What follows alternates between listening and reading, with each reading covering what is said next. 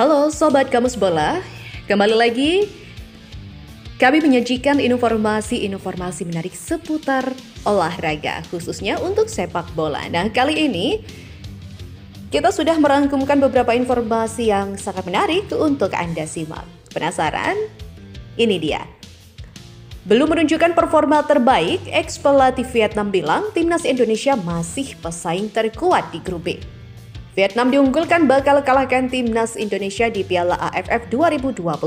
Tapi faktor ini bisa jadi bumerang untuk The Golden Star Warrior.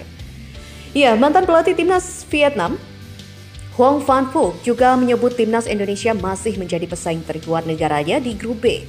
Timnas Vietnam dan juga timnas Indonesia akan saling berhadapan pada matchday ketiga grup B ASEAN Cup 2024.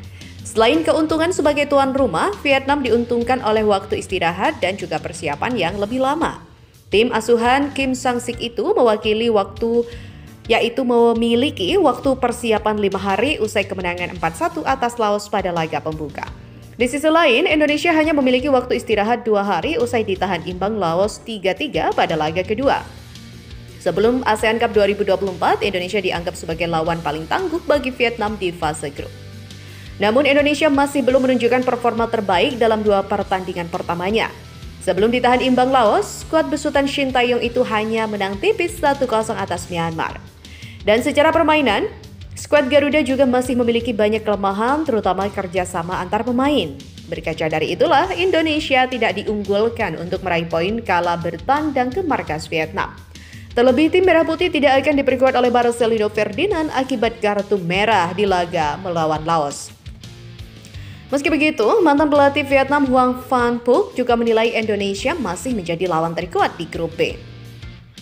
Seperti dikutip dari superbowl.id dan juga Viet, Hoang mengatakan bahwa menurutnya Indonesia masih menjadi lawan terkuat timnas Vietnam di grup B. Indonesia sementara memimpin grup dengan 4 poin dari 2 pertandingan, disusul Vietnam 3 poin dari 1 pertandingan.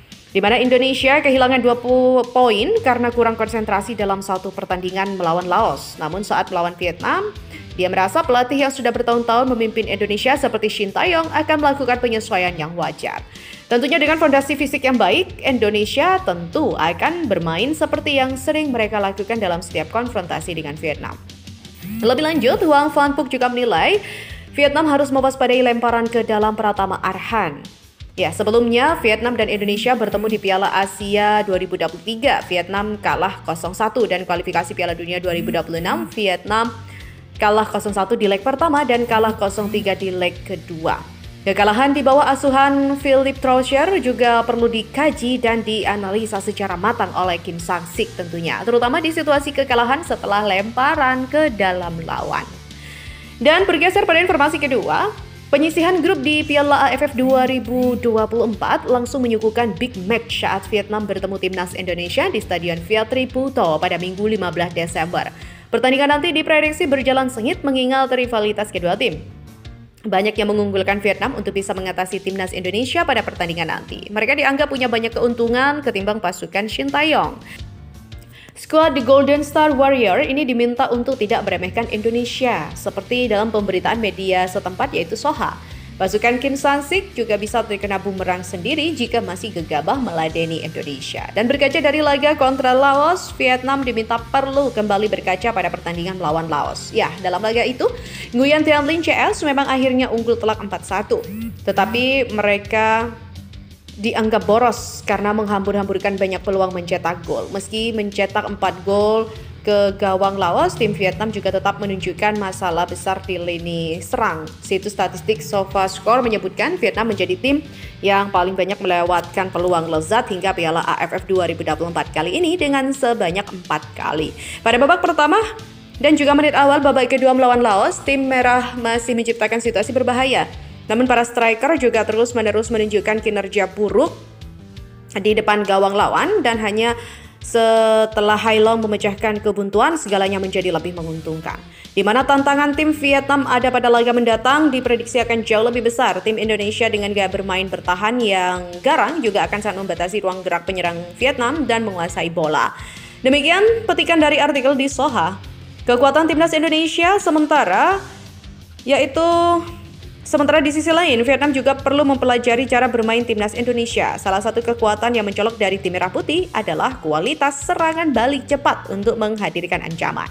Soha menilai lini depan timnas Indonesia sangat tajam ketika melakukan serangan balik.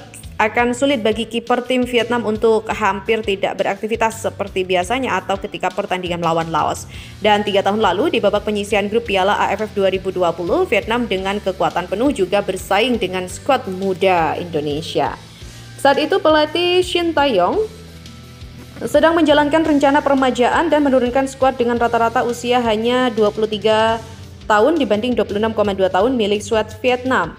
Dan selama 90 menit, Vietnam melepaskan 21 tembakan, namun hanya 1 yang tepat sasaran dan tidak tercipta gol.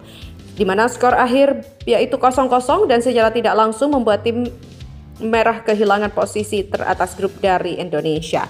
Shin Tae-yong juga mengeluh pemain timnas Indonesia sangat kelelahan tetapi yakin menang kontrak, yaitu melawan Vietnam di Piala AFF 2024. Pelatih asal Korea Selatan tersebut juga kembali mengeluhkan kekalahan yang menimpa skuadnya. Seperti diketahui, timnas Indonesia harus terbang ke Myanmar, kemudian ke Solo dan berlanjut terbang ke Vietnam. Semua itu dilakukan dengan jeda hanya 3 hari ke tiap-tiap pertandingan, di mana pertandingan besok akan sangat berat dan juga sulit. Kami menjalani pertandingan pertama di Myanmar, itu adalah perjalanan yang panjang dan kemudian kami melakukan perjalanan yang sangat jauh lagi untuk kembali ke negara asal kami.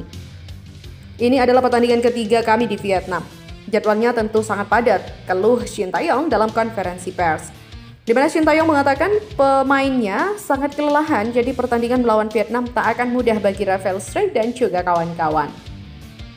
Kami sangat lelah. Tim kami rata-rata berusia di bawah 20 tahun, jadi dari segi pengalaman dan juga pengalaman kompetisi internasional, kami relatif dirugikan melawan timnas Vietnam. Jadi ini akan sulit, tetapi saya tetap berharap para pemain dan tim kami mendapatkan pengalaman bagus dari pertandingan ini. Dan kami tetap akan melakukan yang terbaik esok. Ya, meski kelelahan, Shin Tae-yong menegaskan timnas Indonesia yakin bisa tetap menang dan mendulang poin penuh di kandang Vietnam. Di mana soal pertandingan esok, semua pemain tim sudah siap untuk pertandingan itu. Meski laga ini berat, kami yakin bisa memenangkannya di sini. Walaupun hasil buruk di Solo, tapi dia dan juga seluruh tim yakin besok bisa menang. Demikian dikatakan Shin Tae-yong ya. Kita semuanya tentu berharap ya untuk timnas Garuda bisa memberikan hasil yang terbaik. Ya, walaupun kemarin kita sudah kehilangan si Marcelino Ferdinand yang terpaksa diusir dengan ganjaran kartu merah. Tapi kita tidak boleh berputus asa, tetap berharap timnas Indonesia, Garuda Muda Indonesia bisa memberikan hasil yang terbaik di Piala AFF 2024 ini. Nah, Sobat Kamus Bola, nantikan informasi terpopuler, terupdate dan juga berita-berita unik lainnya tentang dunia sepak bola khususnya di Piala AFF 2024 ini. Salam olahraga.